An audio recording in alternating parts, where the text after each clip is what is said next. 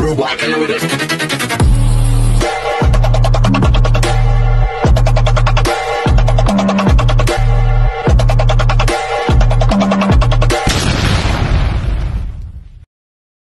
everyone! Good evening! I'm back! It's your Mama Sam para dito sa Sam TV. Kamusta naman kayo mga amigo, amiga, kumare at kumpare? Sana lahat kayo ay okay at safe ngayong araw na to. At syempre kung ako naman ang tatanungin nyo, kita naman ninyo ang fresh pa rin ng Mama Sam ninyo, diba?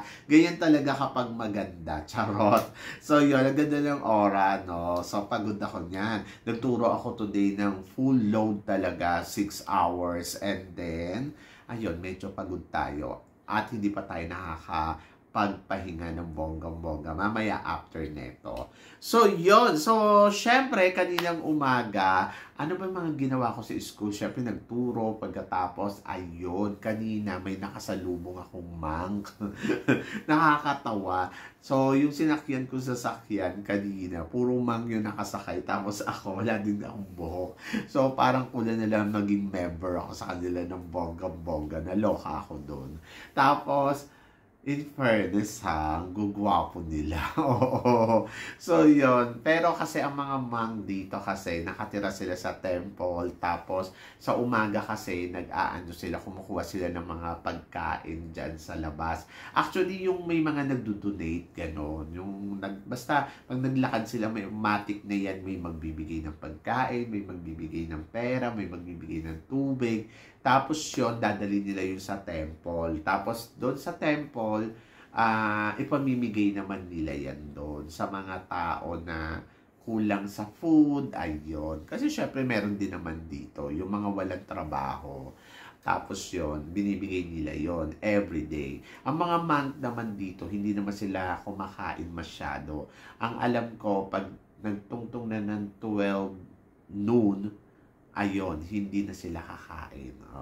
Hanggang sa, ano na yon, bukas na uli. Parang ganun yung pagkakaintindi ko ha. Basta ang alam ko, alas 12 ng tanghali. Tapos, hindi na sila kakain. Puro inom na lang sila ng milk or ng kung ano man. Basta water pwede. Yung mga liquid pwede. Pero yung mga food, hindi na sila pwede. O diba? So, diet. Charot! So, ito na. So, marami nagtatanong sa akin. Sabing ganon, ano daw ba ang masasabi ko kay Krishnan Gravides? So, tingin ko daw ba makukuha ba nito ang corona ng Miss World ngayong taon na to? To be honest, malakas si Krishnan, no? Kung papansinin mo, yung beauty na meron siya, plus yung pasabog niya sa social media. Di ba nga ito dapat si Krishnan Gravides ay mag-miss charm? Oo. Kung nag-miss charm si Krishnan, tingin ba ninyo mananalo siya? Ako tingin ko, parang feeling ko, yes. Malaki yung chance na manalo siya ng miss charm. Kung siya yung inilaban natin, ha? Parang feeling ko nakuha niya yung corona. Pero, since nasumali siya sa Miss World, malaki din naman yung chance niya na makuha ang corona ng Miss World. Bakit naman hindi? Naniniwala ako sa magiging atake niya dito sa Miss World ngayong taon na to. Isa siya sa mga nakikita ko na malaki talaga yung chance niya na makuha yung corona. Sabi naman nung iba, nababasa ko lang ha, sa mga comment section, nako, hanggang top 40 lang yan. Yung iba nga sinasabi, nako, baka hindi nga makapasok sa top 40 yan. Pero parang feeling ko imposible. Kasi merong kakaiba kasi si Krishnan Gravides na yung power saka yung power ng beauty niya, 'di ba? Saka yung kanyang performance, mapapansin mo din talaga na malakas din yung kalibre niya.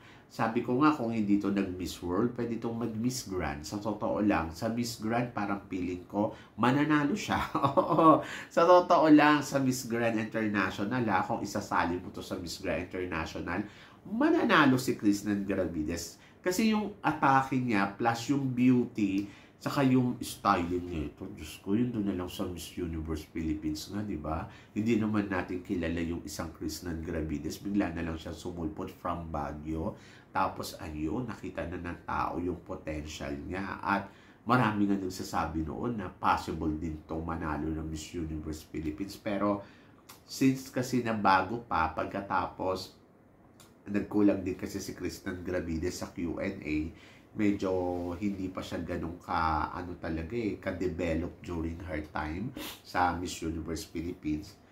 Ayun, siguro nahinog na lang din si Chris ng Gravide sa paghihintay niya sa Miss Charm. Tapos, ayun, sumali ng Miss World, nanalo.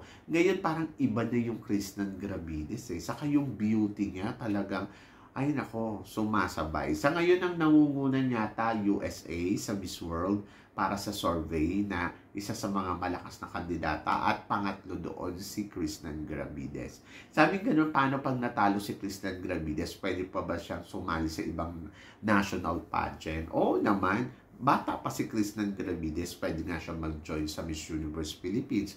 Pwede din siyang mag-Miss Grand Philippines, di ba? Kung iisipin mo.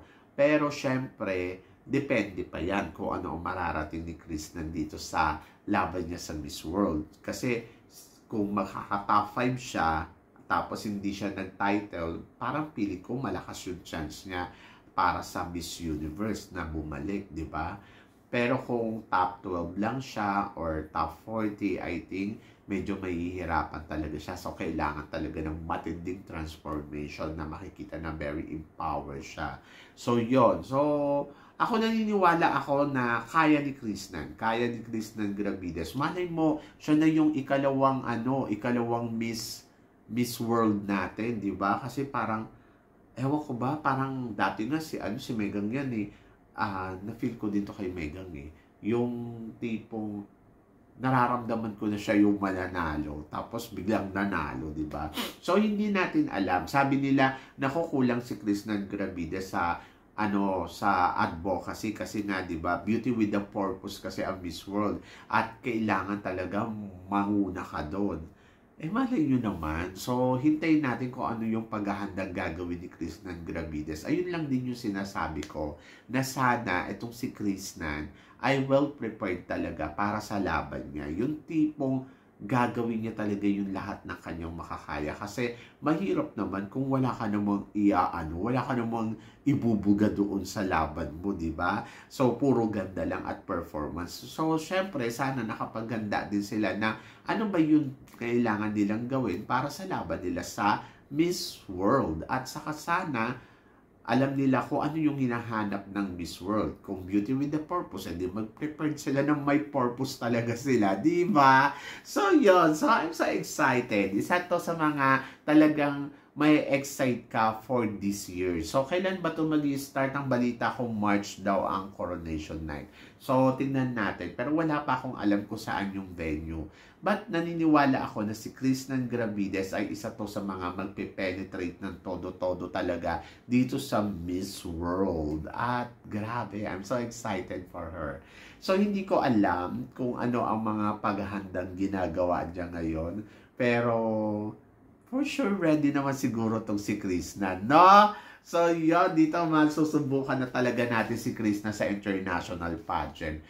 Sabi ko nga, kaya niya yan. So, malay ninyo mag-second runner-up, malay ninyo mag-first runner-up, or malay natin mag-title talaga. Kung sa nag-first runner-up, sino ba to? Si Gwendolyn noon, di ba hindi si Gwendolyn Foriola, si Gwendolyn na yung isa pang Gwendolyn na nag-first runner-up sa Miss World, di ba? Hindi mo nga inaasahan, biglang nag-first runner-up. Ito pa kayang si Kristen Gravides. So, yon. So, tignan natin kung siya na nga ang ikalawang reyna ng Miss World na makakapag-uwi talaga ng corona sa ating bansa after Megan Yang. So, Megan Yang kasi talagang sinuwerte din talaga no? To make the history 2013. Tapos ano na ngayon? It's almost 10 years ago. So, pang 11 ngayon. So, ay nako, good luck. 11 or 12 na ganun katagal na hindi pa tayo nananalo talaga after ng Megan yan. But for sure, this year, ay nako, sopresahin tayo ni Kristen Gravides ng bonggang-bongga. Are you excited for her? So, please comment below kung tingin mo nga itong si Kristen Gravides ay makakapag-uwi ngayon ng corona sa Miss World. So, kayo guys, tingin nyo, corona ba to?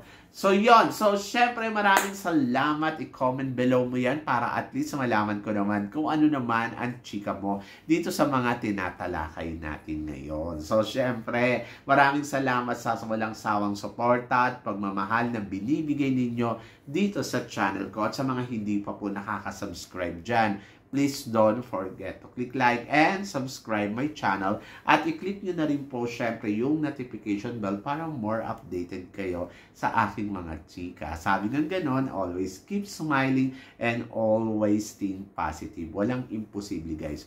Magtiwala lang tayo sa itaas. Kaya guys, hanggang dito na lang. Hanggang sa muli nating chikahan. See you tomorrow. Thank you guys.